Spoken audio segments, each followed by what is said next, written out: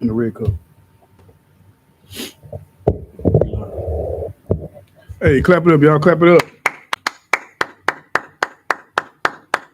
This is ISUPK Houston, Tuesday Brotherhood class. The ISUPK started at 1 West 125th Street, Harlem, New York, where we are by the amazing commanding General YAHANNA. He is the leader for all Israel. You understand?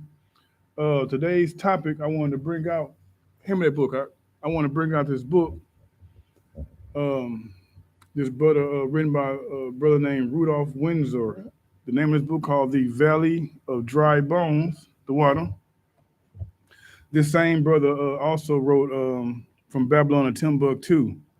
You understand? This book has a lot of great information, and you can better understand it when you read From Babylon to Timbuktu, which is that book is a part of every Israelite starter kit. You know what I'm saying? From Babylon to Timbuktu. Then you got a Bible dictionary, and you got your sword. You know what I'm saying? Your apocrypha. You understand? So we're gonna bring out this book today, chapter one, and get some understanding from the scriptures. You know, when we think about the valley of dry bones, what's the first thing that comes to mind? Anybody? When you think about the valley of dry bones, what's the first thing that comes to mind? The water. Ezekiel, chapter 37, where it prophesied in the vision of the valley of dry bones. You understand? We're gonna get to that scripture by the end of class, and definitely at the end of this book breakdown, because it's very important to know why those bones was dry and also how those bones woke up, how those bones got the breath of life in them. You understand? All right, give me my first scripture out. So, like you read in that book, the preface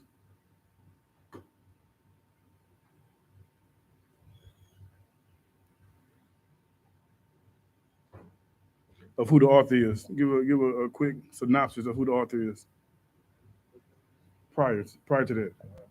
Yeah.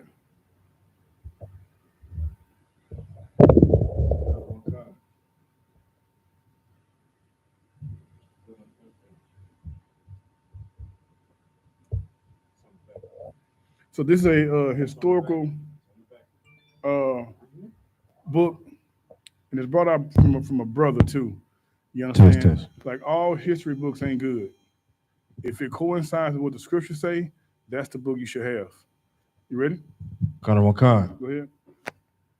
This is biography of Rudolph Windsor, a native of New Jersey, settled in Philadelphia, where he attended community college, studying psychology and political science, Gratz College, where he majored in Hebraic studies, and Temple University, where he majored in Middle Eastern studies. Right. So the brother has all the accolades that the oppressor gives you. You know what I'm saying? When you get a degree, so he is legitimized. He's legit, basically. Salaki. He's legit. You know what I'm saying? So we can use this as a source, um, as a study tool to better understand our situation in this place we call America. All right. Give me the preface. Connor Wakan. Preface. Middle of the page. I strongly advise the reader to read my first book titled From Babylon to Timbuktu. This book is a history of the ancient black races, including the black Hebrew Israelites.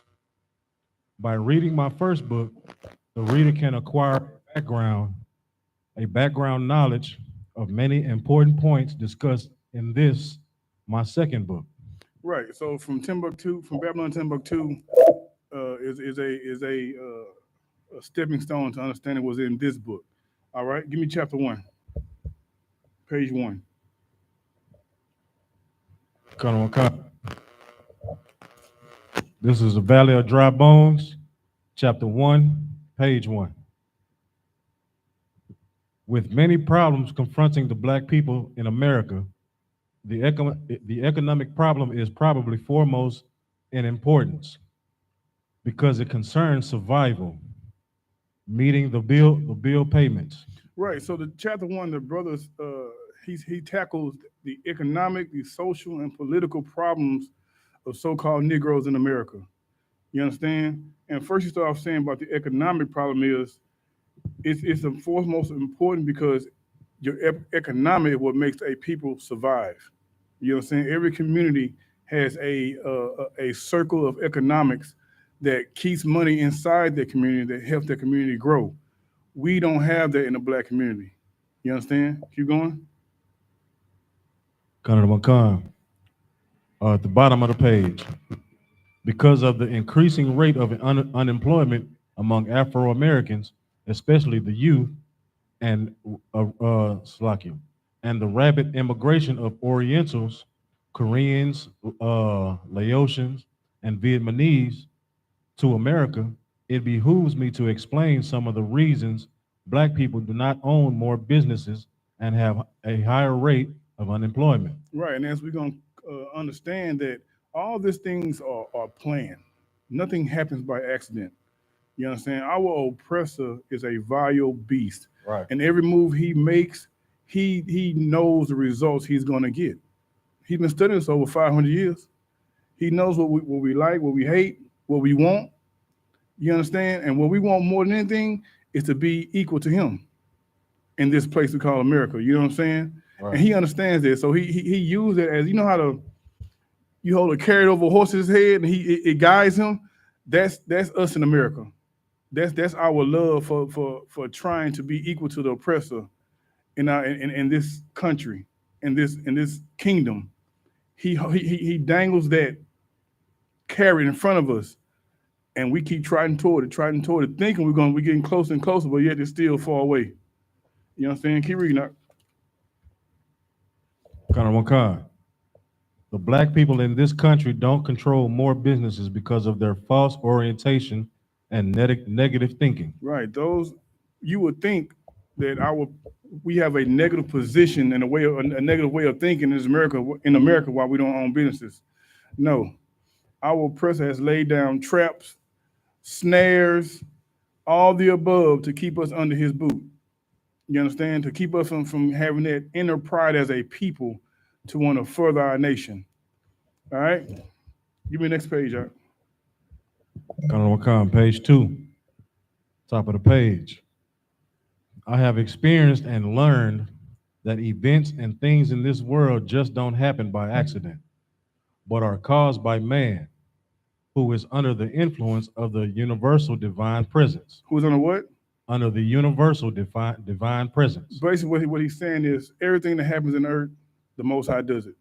You understand? The Bible dictionary says he is the controller of all history. Everything happens through his hands. Whether he uses our enemies against us or he uses us, it all happens to the Most High's will. Keep going. Third of the page. After the Black man had been torn away from the umbilical cord of Mother Africa, brought to America, and divested of his true history, culture, and language. And what? And divested of what? Divested of his true history, culture, and language. Stop right there. We were divested of who we are. Because why? Does anybody know why? The reason why we don't remember or know our culture? Put the microphone. Because of slavery, the devil made sure that there wasn't anybody left to tell the story. Right. Who get that brother hand? You know what I'm saying? That's the truth. You know what I'm saying?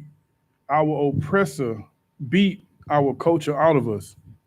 You know what I'm saying? And all we know now is that we know that we were slaves. We don't know about the things in the past of our history and how great we were as a people. All we know is slaves. You know what I'm saying? And that's a tool he uses to keep his boot on our neck. Give me Jeremiah 17:4. And this is all the result of us not keeping our laws, statutes, commandments that our power gave us. We decided not to keep our culture, and therefore the Lord had to strip it from us. The Lord used the oppressor to strip the precious history, the precious culture that he gave us. You know what I'm saying?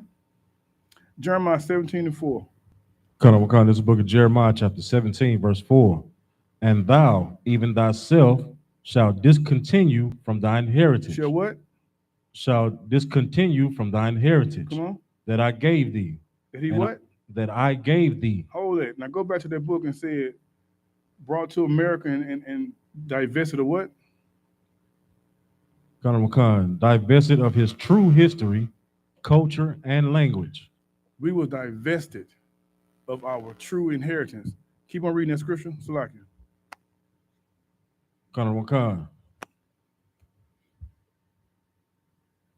And I will cause thee to serve thine enemies in the land which thou knowest not. To do what?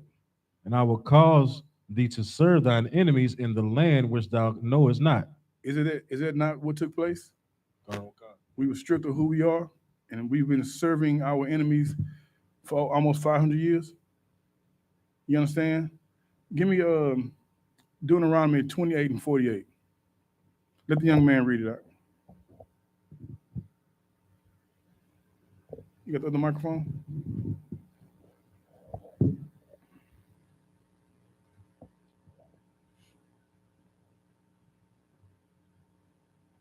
Deuteronomy 28, 48.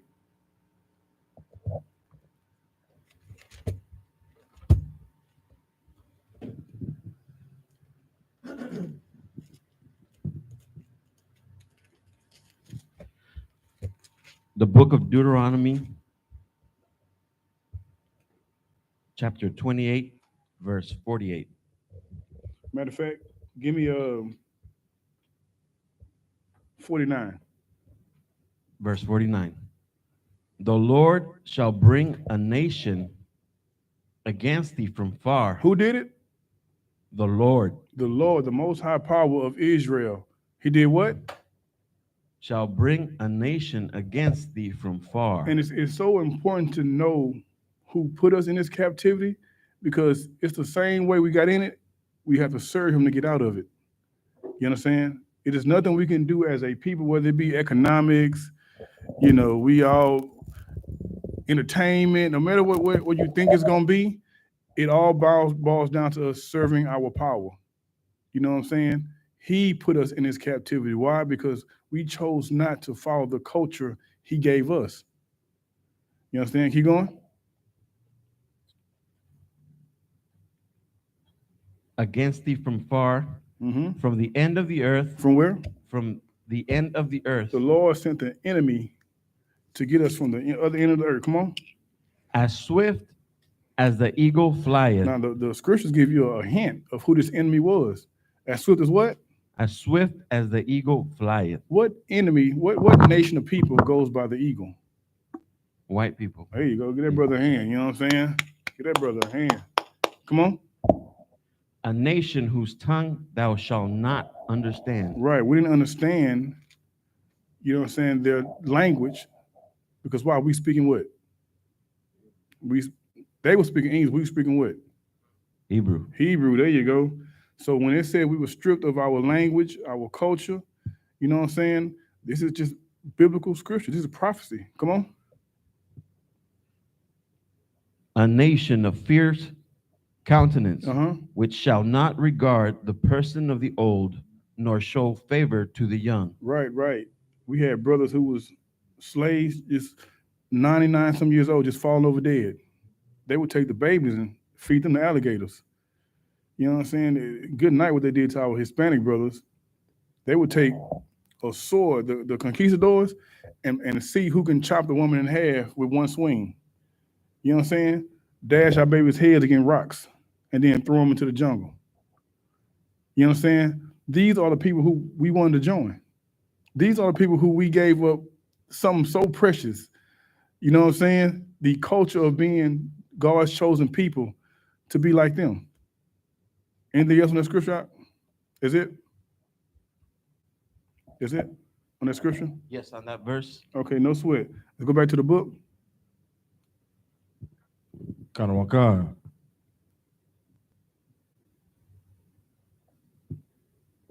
Some of the black leaders. Who? Some of the black leaders. This is very important. Some of who? Some of the black leaders. Give me First Maccabees 1 and 11. First Maccabees 1:11, and you give me Jeremiah 23, young man. Some of our black leaders. What you think that sentence gonna end with? Told us to stay together and love our own. Read that book. That some of our black leaders. Start there. How do you spell Maccabees on it? Some of our black leaders directed and steered the black masses toward the road of assimilation and extreme integration in every hostile aspect of American life. Rather, some of our black leaders, instead of telling us to come together and love one another, let's be like them. Let's join these other nations. You understand? You got First Maccabees 1 verse 11, and Chris, give me Jeremiah 23. Go ahead. This is the book of First Maccabees, chapter 1, verse 11. In those days went there out of Israel wicked men. What? In those days went there out of Israel wicked men. In those days went out of Israel. There was wicked men in Israel. Come on. Who persuaded many. Who did what? Who persuaded many. Come on. Saying, let us go and make a covenant with the heathen that are around about us. There has always been wicked Negroes, wicked Hispanic brothers, you know what I'm saying, in Israel, who's saying, you know what, let's go join them. You know what I'm saying? And when you join them, it comes with a price. Keep going. For since we departed from them, we have had much sorrow. Good night. Come on. Is that it? I just want to go to 12. Yeah, go. Keep going. Verse 12. So this device pleased them well. 13. Then certain of the people were so forward herein that they went to the king, who gave them license to do after the ordinances of the heathen. That's right. They were so ready to love the other nations. You know what I'm saying? They went to the king to ask for permission to love the other nations, to join them. You got Jeremiah 23. Start at verse 1. They went to the king, right? Come on. The book of Jeremiah, chapter 23, verse 1. Woe be unto the pastors that destroy and scatter the sheep of my pasture. Hold on right there. Go to that book and read that black leaders.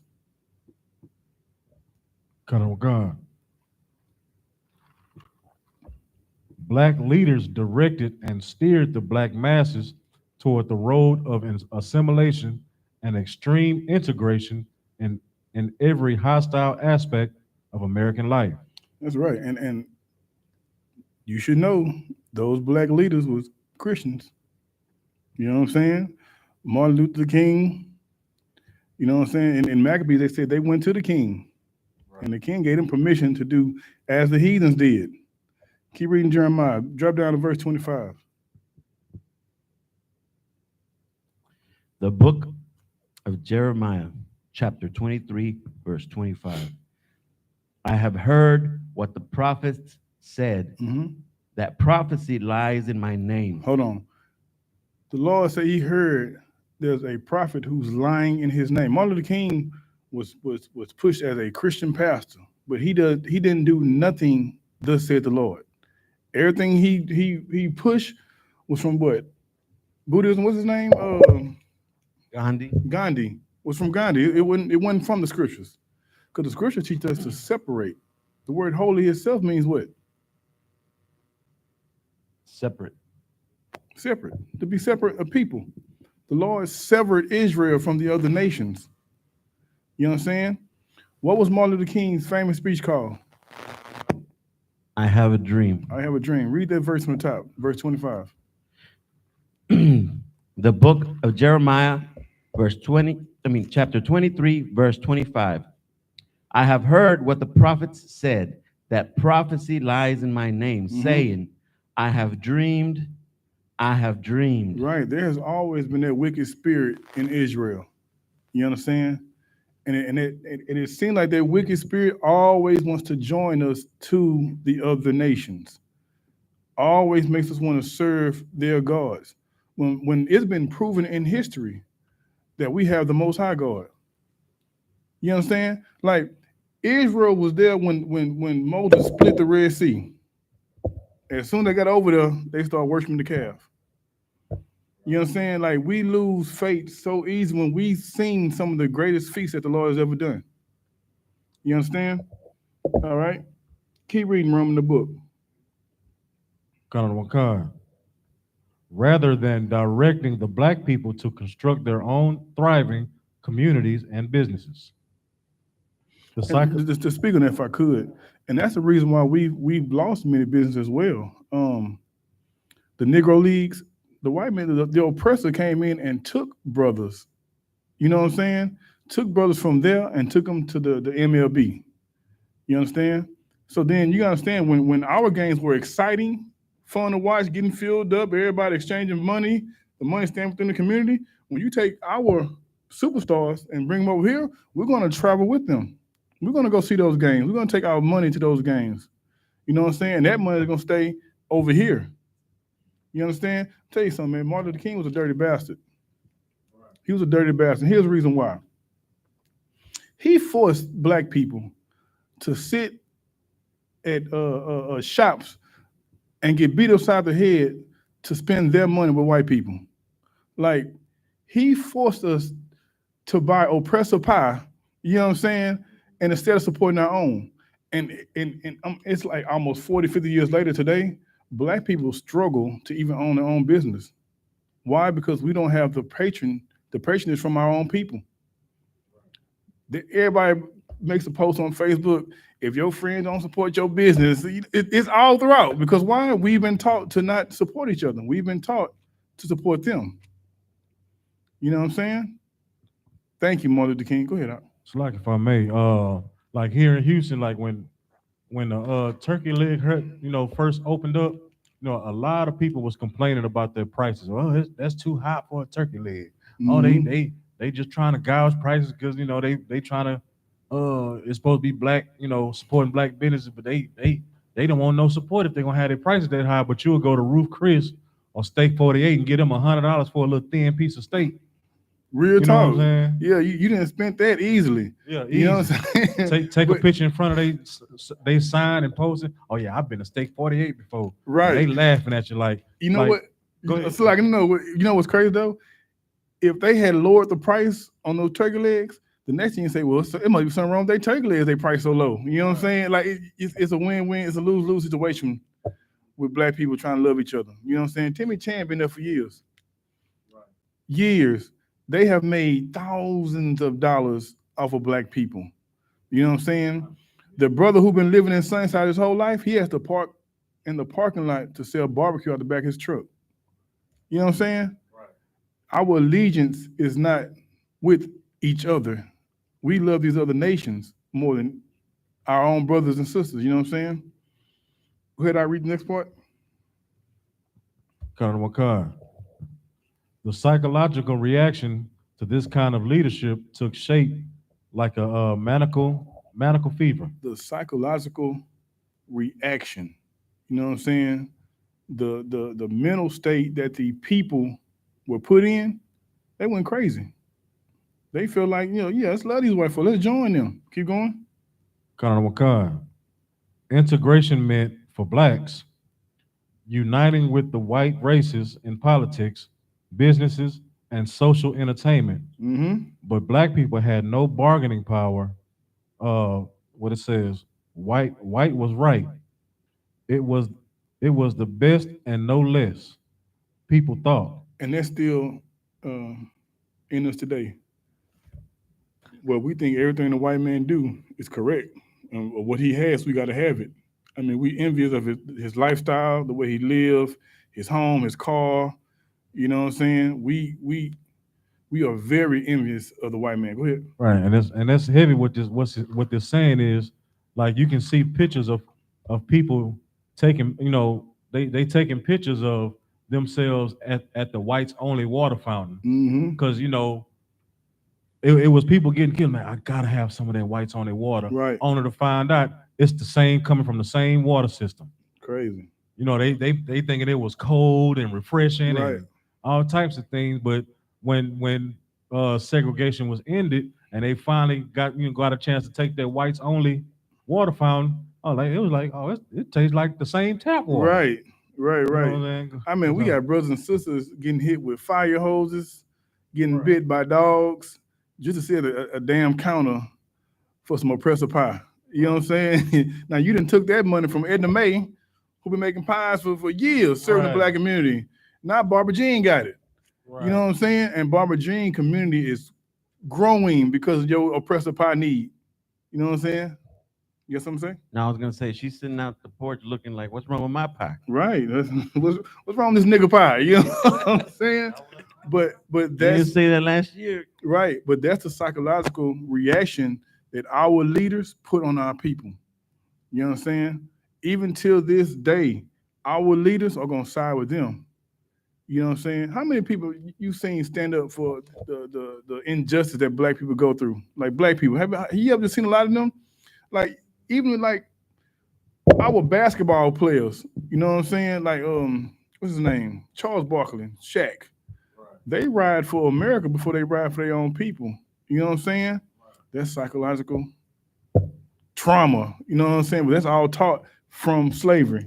You know what I'm saying? It all comes from loving our oppressor, trying to be a part of this culture. And we see what this being a part of this culture has got us. Give me Proverbs 3 and 31. We see what this culture has got us. Like we the number one. We number one in AIDS. Our men and women. You know what I'm saying? We at the bottom of the totem pole. We the poorest people. We've been here the longest and at the bottom. Right. You understand? Like every time we try to build the oppressor, he steps in and knocks it down. You know what I'm saying? Go ahead. Proverbs chapter 3, verse 31. Envy thou not the oppressor. Do what? Envy thou not the oppressor. Do not fear. Do not envy your oppressor, man. You know what I'm saying? The little lifestyle he has, that's for him. You know what I'm saying? But the culture that the Lord gave you makes you rich. Keep going. And choose none of his ways. And do what? And choose none of his ways. I'm gonna tell you something, man. Black women fight for feminism more than white women. The white woman used feminism to get equal pay to the white man. She didn't throw him away. She just wanted equal pay. Right. The black woman used feminism to push her man out the house. She wants to be greater than her man. And that has crippled the black community. You understand? Because the ways of our oppressor are not the same what the Lord gave us. The oppressor's culture clashes with what the Lord wants us to do. You know what I'm saying? Like America pushes homosexuality, right? Every TV show is two niggas kissing. Like I've seen more AIDS commercials these last few years, you know what I'm saying, than any other time. You know what I'm saying? Because that's the culture of this land. Recently at camp this past week, this Shem, white man, woman, I think, name was Jackie. You know what I'm saying? Like he's living in his kingdom. He's at the top. He's a white man masquerading as a white woman in America. That's what his forefathers died for. You know what I'm saying? But that's against our culture. And they use us to push that culture. You know what I'm saying? And every time we push it, his boot get tighter on our necks. He's able to keep his kingdom intact. Once we get back to serving our power, then he loses power. The more we sin, the more power he keep. The more righteous we become, the more and more we start building our kingdom. All right? Can you read that on for me out? Colonel McCard.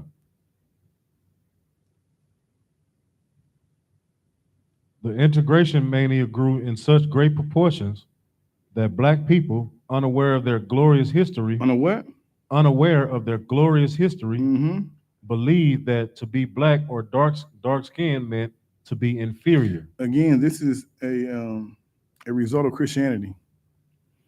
the greatest man on the earth, Yahushua, the world calls him Jesus Christ, our oppressor portrayed him to be a white man. You understand? And we was raised up with that image in our minds for 400 to 500 years. So you're going to hate everything that looks like you, and you're going to love everything that looks like them. You understand? 1969 come around, the truth comes out, and we find out that Yahushua was a black man. And we are actively trying to put that spirit in our people to have that confidence. Like our oppressor used the image of white Jesus to control the earth. You understand? He put that image on the banner, and he just went and took over nations. We just asking you to love your nation by knowing that the greatest man looks like you. To love your brother and love your sister, to know that the greatest man on earth looks like you. You understand? Like we've come a long way from the hatred that was put in us from these other nations. We come a long way from that, because there is those dry bones all starting to wake up. You know what I'm saying? And that's the work of the prophets. If it weren't for I.S.U.P.K, no one would even care that Jesus was a black man. I'm saying Jesus for a reason, for those listening. That Yahushua was a black man. You know what I'm saying? On good times, they had white Jesus on the wall. She was praying to him. To the son had to say, "No, Jesus is a black man." You know what I'm saying? And knowing that alone puts confidence in a people. You get what I'm saying? Go ahead. No, I'm just remembering, we were raised Catholic. Mm-hmm. All those statues, all those drawings, all Forget those about it. paintings. Forget about Just it. white people, white people, white people, Tell you white people something. everywhere. You go to Fiesta right now, it's a whole aisle full of white Jesus candles and you know what I'm saying, ornaments and all that. I mean, but know this. You talk down on white Jesus in front of Hispanic, you got to kill them because they coming for you. It's the same with black people too. Same black people. Both the same oppressor gave us both a goddamn lie. You know what I'm saying? And we've lived on that lie for years. And it's hard for us to wake up. It is hard. It has been a struggle, especially with the older black women. They're going to fight you over white Jesus. You know what I'm saying? But we have to get back to our culture, you know what I'm saying? And not envy what these people are doing, envy the lifestyle of these people. Come on now. Colonel Wakan, paragraph at the bottom of the page, on page 2. To most black people, integration meant riding in the front seats of the trains and buses, eating and sleeping in white restaurants and hotels, going to white theaters and movies, and working in any and all kinds of white businesses in order to be around white people with the purpose of dating and sleeping with them. Good night. With this kind of self-hatred and integration fever spreading like wildfire, the reactions of black masses were obvious. Tell you something, man. It's hard to talk to a black person or Hispanic person who's married outside their race. They will become blind to the oppression that their people in. You understand? I I have a brother who's married to an outsider, and he swears he cannot see the racism that America gives black people. He's blind to it. Why? Because his allegiance is not with us. His allegiance is with his wife. Give me read that again from Max Locke. Read that Colonel Wakan. with this kind of self-hatred. Colonel Wakan. With this kind of self-hatred and integration fever spreading like wildfire, the reactions of the black masses were obvious. Right. And then you start, like, you can't serve two masters. You know what I'm saying? Then you start loving what they love and you start hating what they hate. And what they love is their people. And what they hate is you. You'll start to love them and you'll start to hate your own brother. Give me Romans 12:9 now. That what happens when you put your oppressor above your own people. Give me Romans 12 and 9, man. Ron, give me Deuteronomy 28 and 54. This is self-hatred. Come on. Romans chapter 12, verse 9. Let love without dissimulation abhor that which is evil. Right. Cleave to that which is good. Keep going. Be kindly affectioned to one to another. Be what? Be kindly affectioned one to another. Right. With brotherly love. Be what? With brotherly love. That's how you fix self-hatred. Be kind and affectionate to one another with brotherly love. Come on. In honor, preferring. Preferring what? Preferring one another. Preferring one another. That's how you defeat that self-hatred demon. You know what I'm saying? You got to prefer that person who looks just like you. Prefer that brother who live in the same hell you living in. You know what I'm saying? Prefer that sister. Prefer that black-owned business before you go to Timmy Chan and get you a winged in with rice. You know what I'm saying? You worrying about $2. Matter of fact, it's a black-owned beauty supply on Belford and Scott, or Scott and Cullen, one of them. They're down there closing down because no one patrons them. You know what I'm saying? Like they down, and around it is nothing but Chinese-owned beauty supplies, and they get business all day long.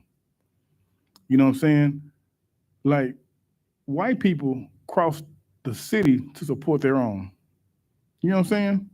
You just a driveway away from supporting your own, and you won't do that. You know what I'm saying? That self-hatred, man. I'm telling you something. It's crippling us as a people. What you got, Ron? Come. This is the book of Deuteronomy, chapter 28, verse 54. So that the man that is tender among you and very delicate, his eyes shall be evil towards his brother. His eyes should be what?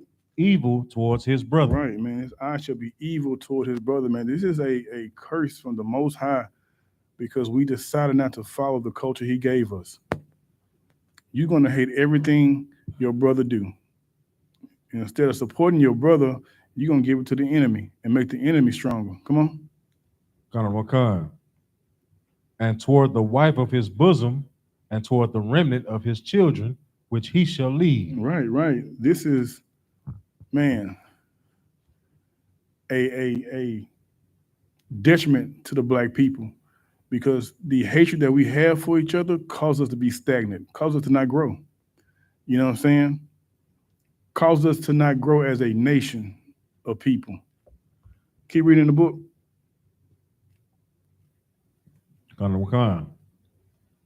Many years ago, I overheard a black man saying, if we establish black businesses, we shall be segregating ourselves. Good night.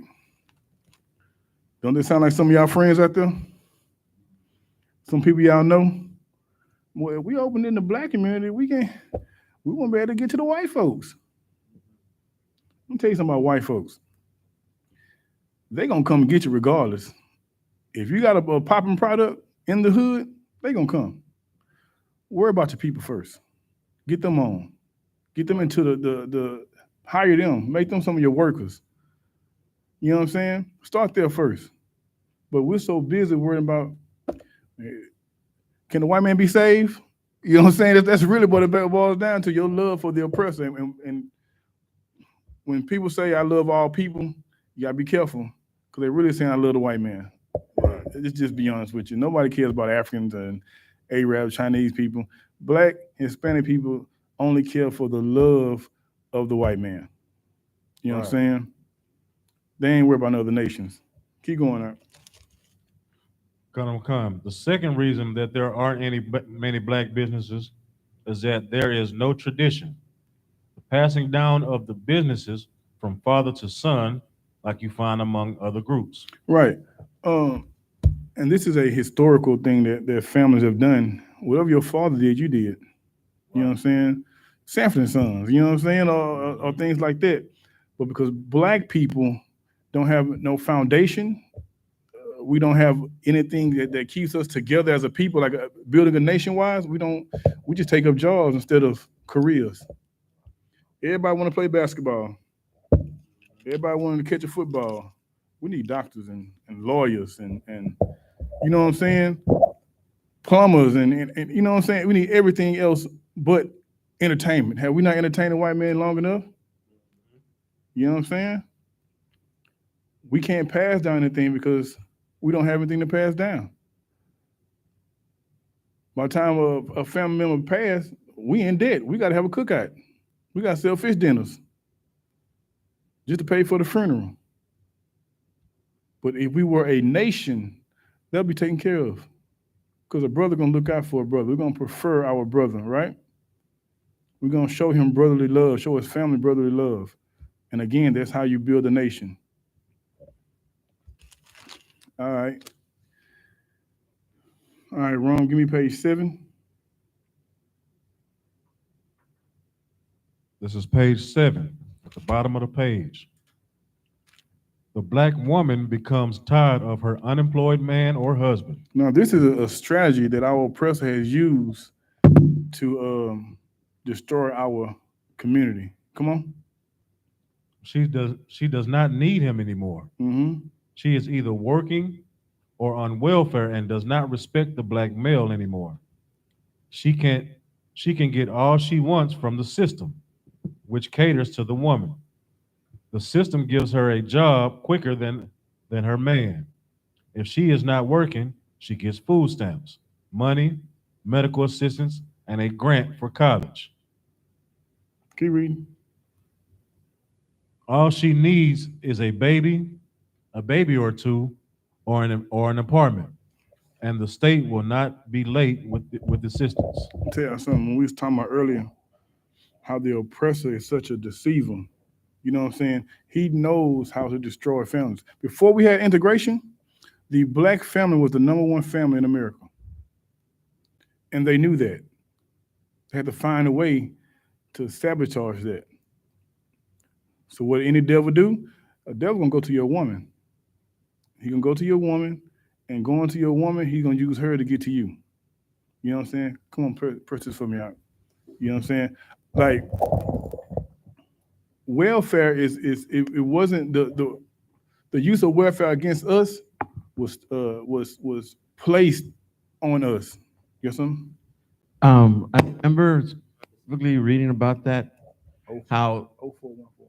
the WIC program wasn't even a thing, and it wasn't until the Black Panthers started feeding their own. Right. And at the same time, when they fed them, they were teaching. Mm-hmm. So that became an issue. They didn't want them, no black on black. They'll allow black on black crime, but black teaching, no, you got to listen to what we got to say. Any time we try to help one another or build one another up, they saw it as a danger. You know what I'm saying? All they were doing is feeding kids, feeding the neighborhood. You understand? They saw that as a threat.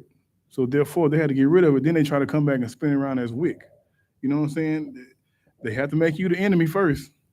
You know what I'm saying? Then they swoop in like they're the hero. But they did that with us with welfare, manipulated our sisters to be against us. You know what I'm saying? You ready? We're gonna play this clip right quick of sisters explaining welfare.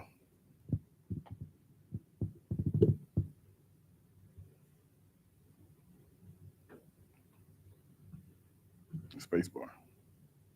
That the government purposefully incentivized these women to have more children out of wedlock, as the type of money being offered, even in more modern times, is hard to come by as a salary for anyone, much less a black man or a woman.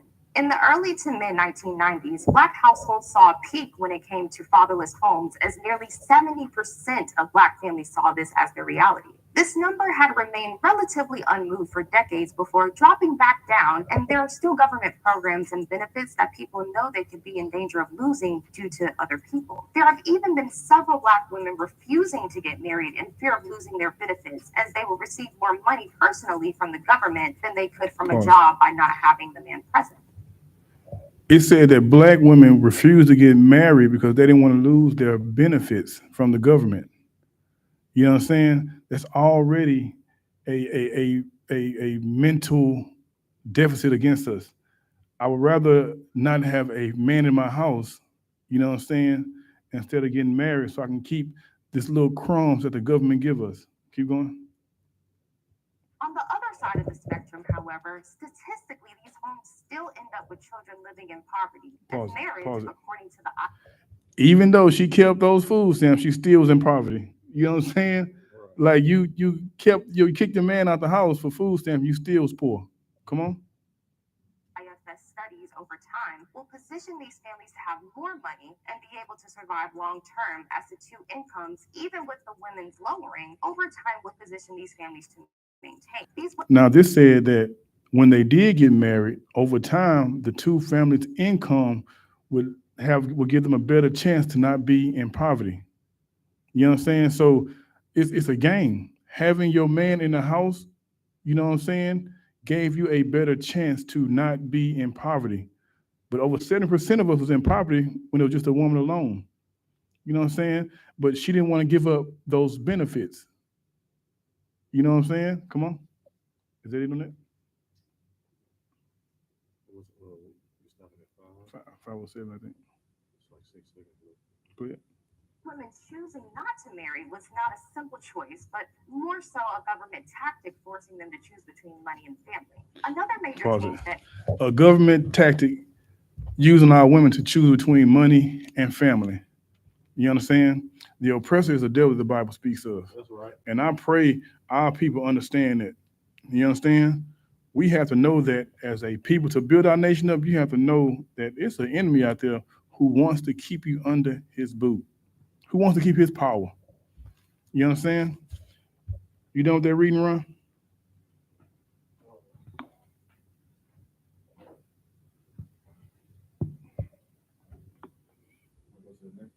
Yeah, keep going.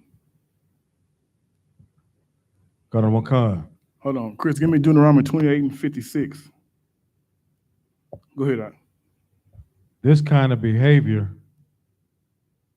this kind of behavior in the Black community, the crime, the vandalizing, the dope traffic, the self-hatred, the breakup of the family, causes division in the Black community.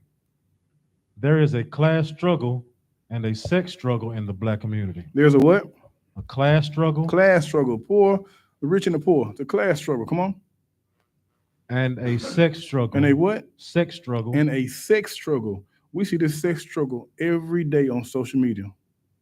I can't open my YouTube without seeing a black man and a black woman going at it about, you know, I need someone who ain't making this amount of money, or a woman to do this and do that. Like, we've been put at odds against each other, you know what I'm saying? But who's done this? The oppressor. He's done this. He placed these hedges between us. You know what I'm saying? And to take a little deeper than that, he placed these hedges between our tribes. Right. You know what I'm saying? He pit Indian against black man, Hispanic man, Mexican against black man. He pit those against each other. Because why? If we're fighting each other, he stays in power. You know what I'm saying? And he has us both fighting each other, and we both loving him. Right. He's playing the middleman. He's on the fence while we are being destroyed, and his kingdom keeps growing and growing. Keep going, Ron. Got on one card. The stable and financially secure Blacks are against the dire, hardcore, and abject poor. We see it every day. We got rich brothers who don't even want to. IUIC, Slovakia, you ain't heard them say nothing about any brother who die or who gets shot by police, but they go march around the Barclays Center for a rich man. Right. Kyrie don't need your help. Right. He $100 million man. He won't worry about you in the first place, but you saw an opportunity to tag yourself to a rich man when you should be trying to tag yourself to these brothers and sisters out here. Right. You know what I'm saying? You know, give a big shout out to young man Chris. Young man Chris is a part of the food program in Houston. Give that brother a hand, you know what I'm saying? That brother goes out and feeds his people. IUIC said they don't have no soup kitchen. Right. They ain't worried about feeding people. And I'm not gonna just stop there. Fake Israelites in general don't care about Israel. They do nothing for Israel. Nothing. What they want, I.S.U.P.K spot. They want where we at. But they do nothing for the people. The people not gonna respect you. You know what I'm saying? And the earth gonna come to see soon that they don't respect IUIC. You know what I'm saying? Keep going out. Colonel Wakan. The men and women are against each other. The who? The men and women, the men and woman are against each other. Mm-hmm. The women cannot respect the men. Right. Give me that verse, huh? Deuteronomy 28 and 56. The book of Deuteronomy, chapter 28, verse 56. Hold on, wrong. Give me Jeremiah 31 and 22. Go ahead, Chris. The tender and delicate woman among you, Mm-hmm. which would not adventure to set the sole of her foot upon the ground for delicateness. That's a feminine sister. You know what I'm saying? She didn't want to touch the ground. She was tender and delicate. Go ahead.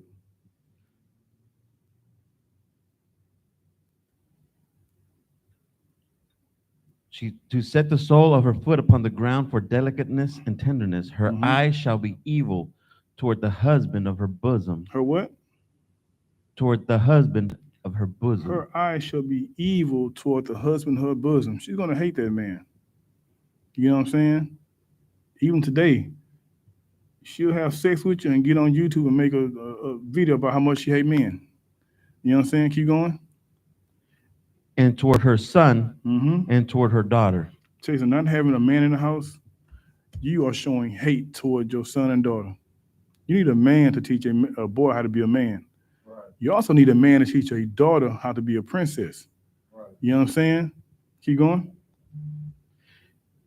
And toward her young one that cometh out from between her feet. She's going to hate the young one that comes out from between her feet. What does that mean?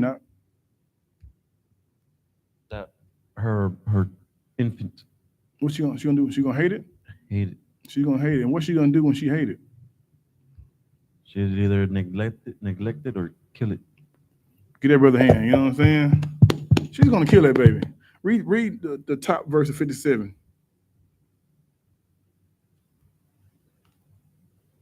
And toward her young one that cometh out from between her feet, and toward her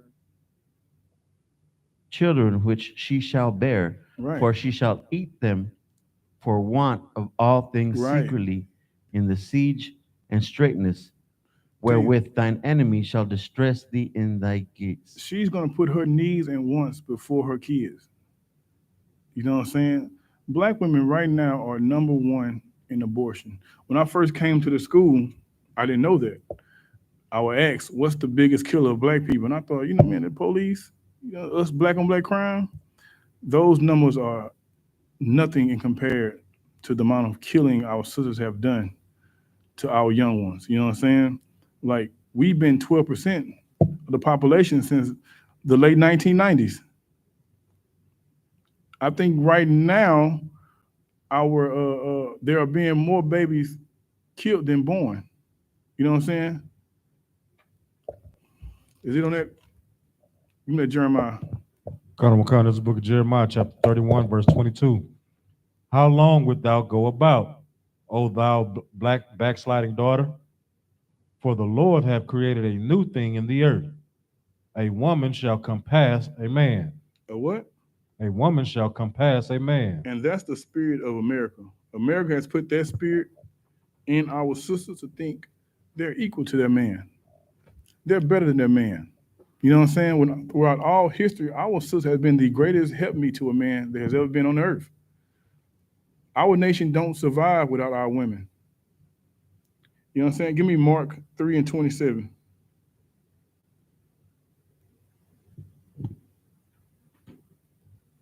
This is the book of Mark, chapter 3, verse 27.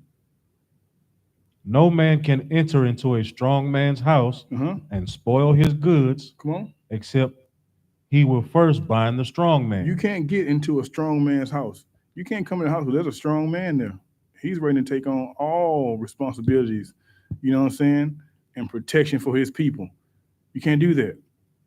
There's a strong man waiting at that door. Pistol, shotgun, whatever you want to call it, he got it. Right. And if you try to come in, pow, pow. Right. Come on. Colonel Wakan. And then he will spoil his house. Go back a little bit and read that. Salakia. except he will first bind the strong man. Now, how you want to take that strong man out the way? You got to do what? Bind the strong man. You want that strong man to be removed out the house, you can take it over. You got to bind the strong man up. You got to tie him up and remove him. Come on. And then he will spoil his house. Yeah, once that strong man gone, then you can take all the goods, destroy the house. You know what I'm saying? And once the man gone, the house is going to fall. Have we not seen this in our communities? You know what I'm saying? Where our men have been purposely taken out. And look how our kids act today. Look at the spirit of these households that black people have. We're destroyed. Why? Because that strong presence has been removed, and you allowed the government to come in and, hey, take your little crumbs, your little food stamps I'm gonna give you. You know what I'm saying? And you'd rather keep that than have that strong man in there. All right? Give me the next page, Ron.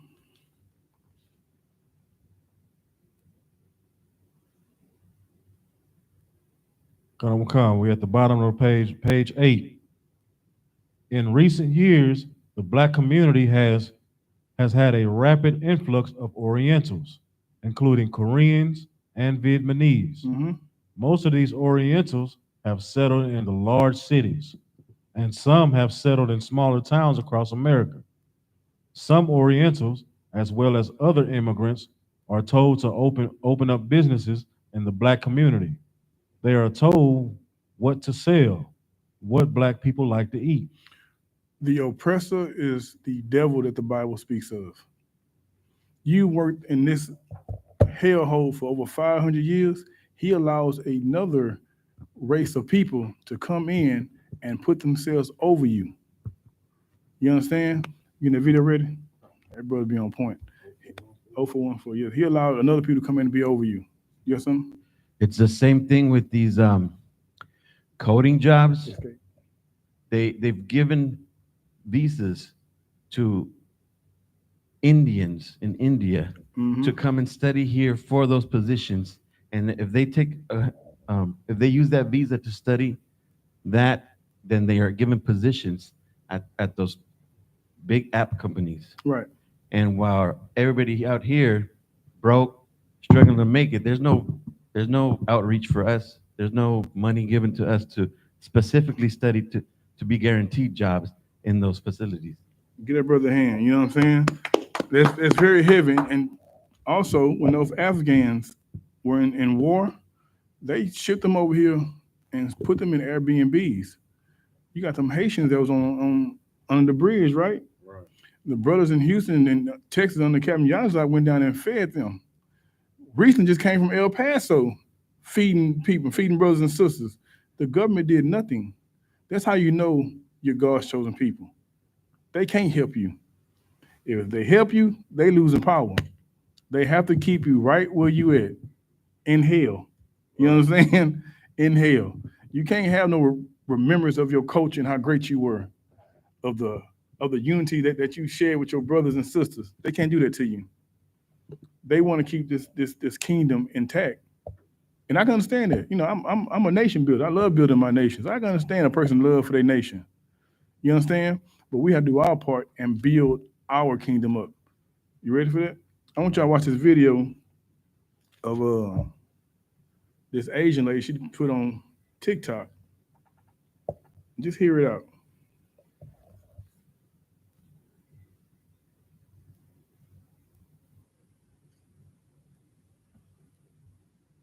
Really important. Asian Americans were redlined from opening businesses in white neighborhoods because white people didn't want Asian Americans operating in their neighborhoods and didn't want Asian Americans profiting off of white people. But because the positionality of Asian Americans is weaponized to oppress Black people, Asian Americans were being given loans to open businesses in Black communities, even though Black people were not able to receive loans to open businesses in their own communities. And as I've said before, as a result of this, Black wealth is essentially paid out twice when it goes to Asian American businesses. Once when the individual pays for the goods or services, and then again when the Asian American business owner removes the profit from the community. Because usually people open businesses in their own communities, and this is mutually beneficial, where the business owner is making a livelihood off of providing goods and services to their community. And by being a member of, yes, this is really important. That's good. You Asian dropped right Americans there. were redlined. What she said was a fact. And I didn't need her to say that because I learned that when I came to this school. Commander YAHANNA said this like almost 6-7 years ago, that the white man, the oppressor, sells us to them. They come to our neighborhood, they own a gas station, beauty supplies, you know what I'm saying? And none of us are hired in those stores. You understand? None of us. And she said the oppressor weaponized them against us. Let me tell you something, man. You are already against us. Right. You didn't give up. You didn't give up Chimichurri. You didn't give up those gas stations when you found out you was doing us bad. Your family has been to college and graduated 3 times over. You didn't sold that to another Asian family and let them make money 3 times over. Like, give me Psalms 83. You know what I'm saying? And that's what we gotta watch out. Black and Hispanic people, we gotta watch out for those tears of the other nations. We gotta watch out for them. Give me Psalms 83. Psalms 83.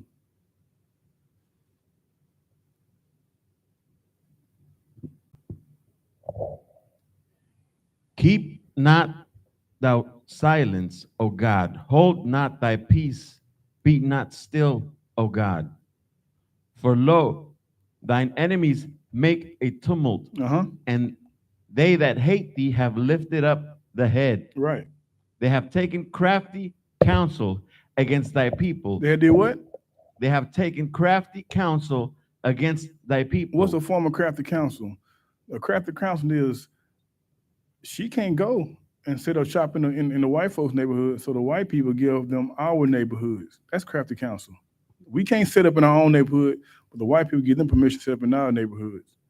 You know what I'm saying? Keep going. And consulted against thy hidden ones. Mm-hmm.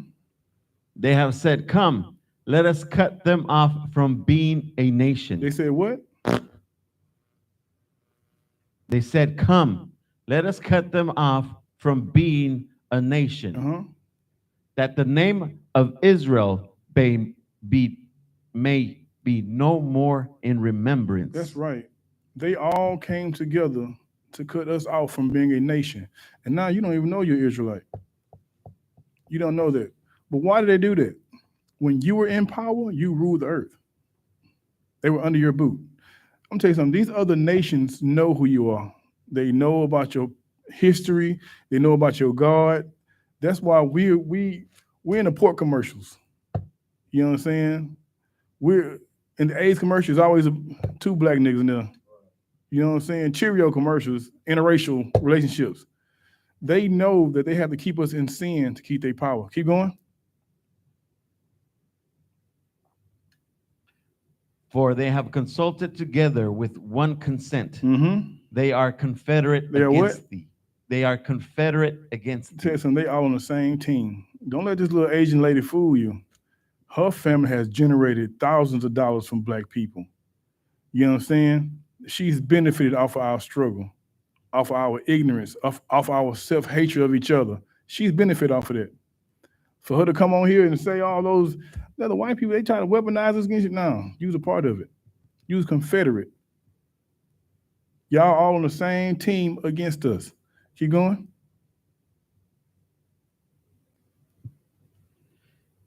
The tabernacles. Hold on before you go on.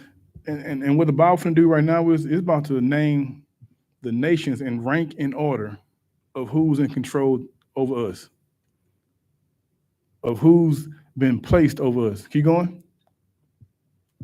The tabernacles of Edom. The so-called oppressor. And the white Ishmaelites. Arab. Of Moab. Who?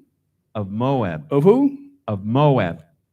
When that Moab on the screen, saying that the white man weaponized us against them, She was a part of that. She was confederate with them against us. Her family is doing well right now because of why? Because the confederacy that she's in with these other nations against Israel. Give me Jeremiah 16 and 19. She's positioned way up the totem pole. Her people is. And now it's time to cry wolf. This is the book of Jeremiah, chapter 16, verse 19. O Lord, my strength and my fortress and my refuge in the day of affliction. The Gentiles shall come unto thee from the ends of the earth, and shall say, surely our fathers have inherited lives. Surely what? Surely our fathers have inherited lives. Man, all the stuff that we're doing now, our forefathers lied to us about it. I'm cool with y'all. We're on the same team. Come on. Vanity and things wherein there is no profit. That's right. And the profit that's gained from the destruction of our people is slavery. When Christ returns, it's going to be turned on its head to where we're going to be in charge. We're going to be taken from your community, building up our kingdom. Let's see the scripture right quick. You know what I'm saying? Like, and in actuality, we have to get away from trying to be equal to them. The Lord said we was better than them, but because of Christianity and slavery, we're fighting to be equal to someone the Lord sees as a dog. Right. You know what I'm saying? We built every nation that's ever been done in history. You know what I'm saying? Every great empire, we built them. Egypt, Assyria, you know what I'm saying? The Medes, the Persians, the Romans. We built those. We've always been second-class citizens when we fall to sin, when we choose not to keep the culture that the Lord gave us. You know what I'm saying? But we had to get back to following our power. And that's it on chapter 1. I hope y'all got something out of that, man. It's a great book. We're going to do chapter 2 next week. Turn the class over to Officer Ron. Okay.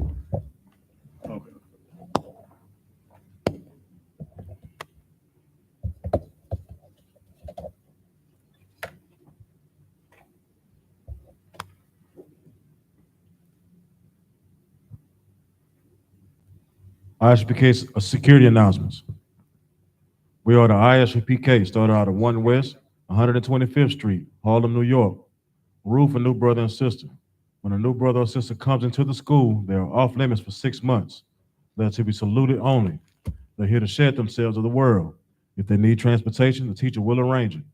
After 6 months, if a brother or sister has an interest in a particular person, he or she must get permission from the head to speak to a brother or sister. There's another 6 months in which brother and sister will court each other.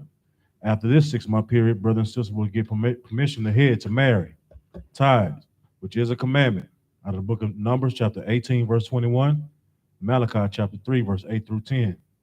Means 10th in the Hebrew, Mayasharah. 10% of every penny of any increase the Lord gives you. Gift to the Treasury Department or teacher. Priest fund, free will offering for priests, not mandatory. Whatsoever amount you would like. Upcoming holy convocations is the memorial blowing of trumpets, which is the first day of the 7th month, which is Friday, September 15th, 2023, out of the book of Leviticus, chapter 23, verse 24 through 25. If anyone wants to become a trooper in the school, to start wearing all black, right. Boots, shirts, pants, headband, or scarf. And these are the security announcements. All right, Imagine, which means to stand. We're going to give a courteous salute to the teacher, then the sisters. Men of Israel, Madam Shabbat, Imagine, Barak, Yahweh Shem Yahshua Barakatah, Yajimatah, Saw, face the sisters. Men of Israel, Imagine Shabbat, Imagine, Barak, Yahweh Shem Alatah Bashem Yahshua, Yajimatah, dismiss.